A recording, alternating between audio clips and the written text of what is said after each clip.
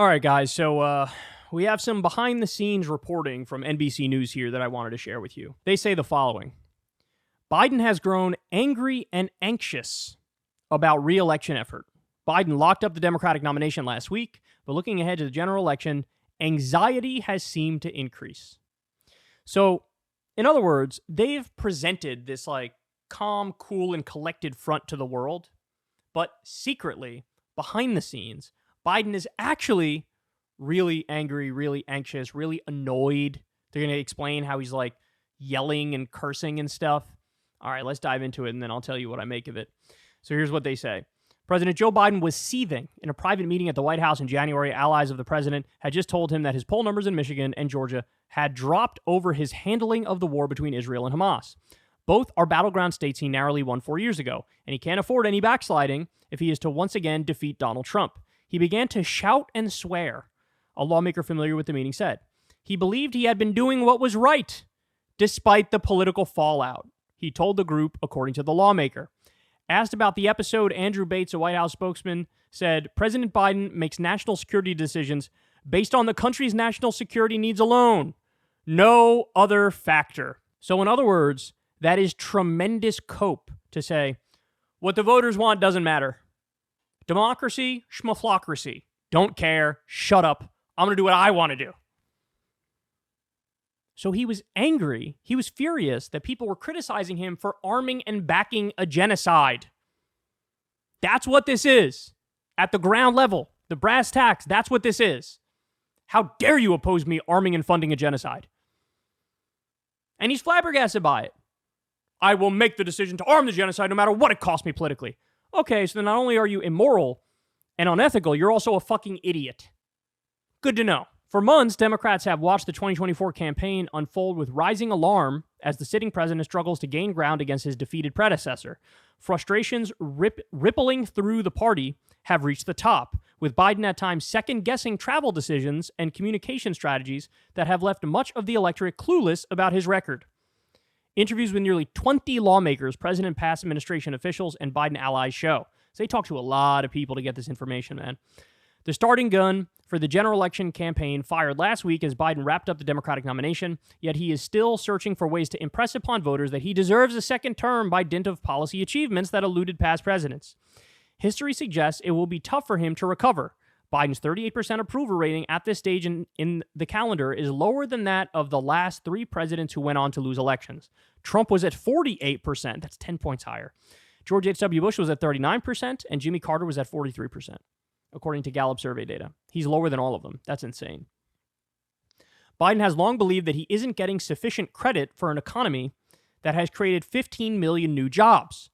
Looking to reach distracted voters who may be tuning in, he told his speechwriters before the State of the Union address to tone down some of the lofty rhetoric and plainly lay out what he's done, a person familiar with this speech preparations has said. So, look, there's a lot to say about this.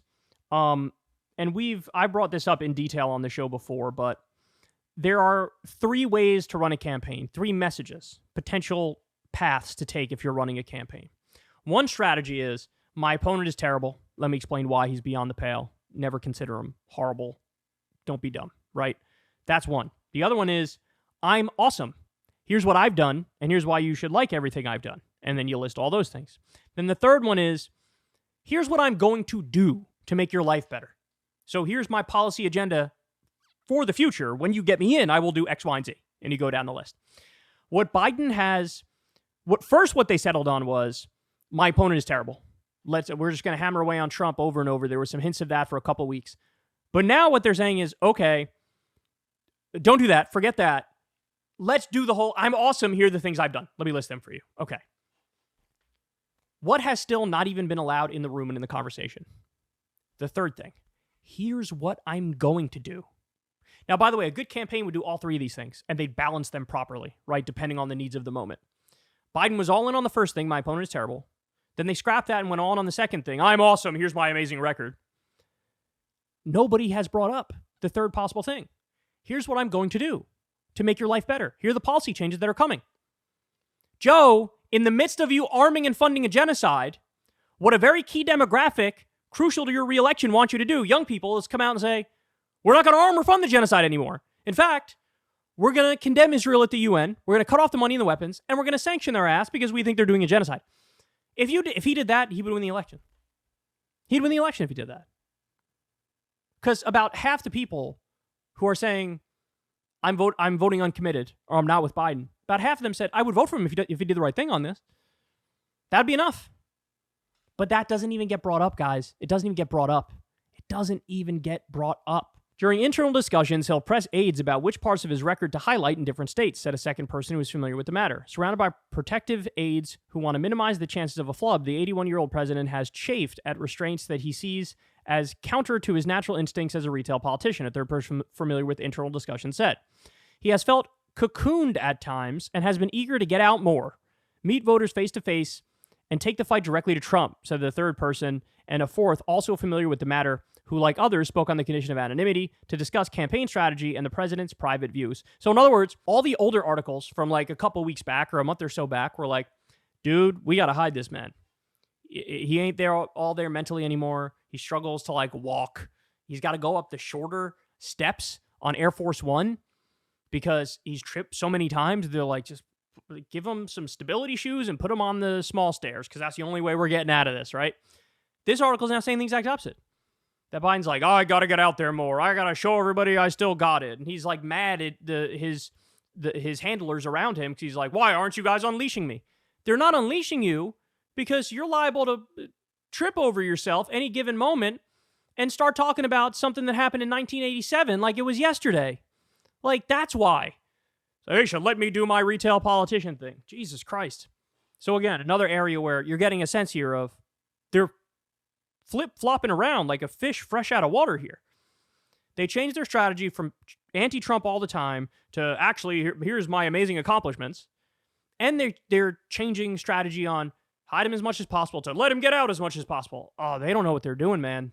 They are angry and desperate.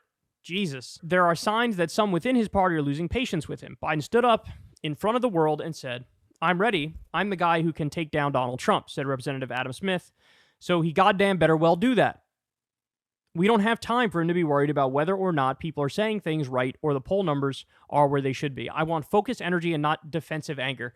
So they go on to bring up, like, Biden is like, I can't do this alone. I need you guys, my surrogates, to get out there and do this thing for me and argue for me and make the case. And you're not being aggressive enough. They need to unleash me so I can be more aggressive. And it's pointing the finger at everybody, your fault, your fault, your fault, your fault, your fault.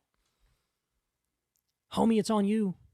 You're the one arming and funding a genocide. You're the one who decided it's okay for the pandemic-era social safety net expansion to go away. That hurt people at the bottom of the economic ladder in the middle. They're not okay with that. They're not okay with that. It's you that's having the massive senior moments week after week after week. It's on you. It's on you. Look in the mirror. So they are panicking, man. They are panicking. But now, look, here's my guess. The next article is going to be overconfidence from the Biden people because I'm sure all of this work was done back when every single poll had Trump beating Biden. Now there's been a couple polls, like 3 or 4 of them, where Biden is up on Trump, like 1 point here, 2 points here, 3 points there, right? And now they're going to flip to overconfidence, cockiness again, because they are live and die by the moment, these people. And it's just like finger in the wind. How do I posture? Right? It's not about actual policy and making lives better. It's about how do I pretend like I'm on top of shit? And that'll be the next article. You wait for it. All right, we'll just give you this last piece and then we'll call it a day here, or we'll wrap up the story. At times, Biden gets suggestions that conflict with one another. Some advisors have told him he should walk faster out of concern that his gait feeds impressions that he's too old. And yet the White House is sufficiently worried about him tripping that he has taken to boarding Air Force One via a shorter staircase through the belly of the plane, foregoing the iconic image of the president waving from the main doorway high above the tarmac. He's probably a little mad at himself for not being more forceful with the staff, a person familiar with internal discussion said. Privately, Biden questions whether he should trust his gut instincts over the guidance coming from the array of advisors tending to his political interests, this person added. This man's been successful for decades in Congress and became vice president and president, said a fifth person who formerly served in the Biden administration. If you try to change the person, you're making a mistake. Let the president go out there and do his thing. So now it's a power struggle. It's a tug of war. Everybody's pointing fingers at everybody else. All of the advisors are saying one thing, Biden's saying another thing. He was going with the advisors. Now he wants to go with himself. Let me repeat it. He's angry and anxious. He's yelling and cursing over where he's at in the race. If you think this looks like somebody or a group of people who have their shit together, I don't know what to tell you. That could not be further from the truth. Hey, y'all, do me a favor and like and subscribe. It helps out big time in the algorithm. Click the bell as well for notifications when videos drop, and watch that video on screen right now. You know you want to.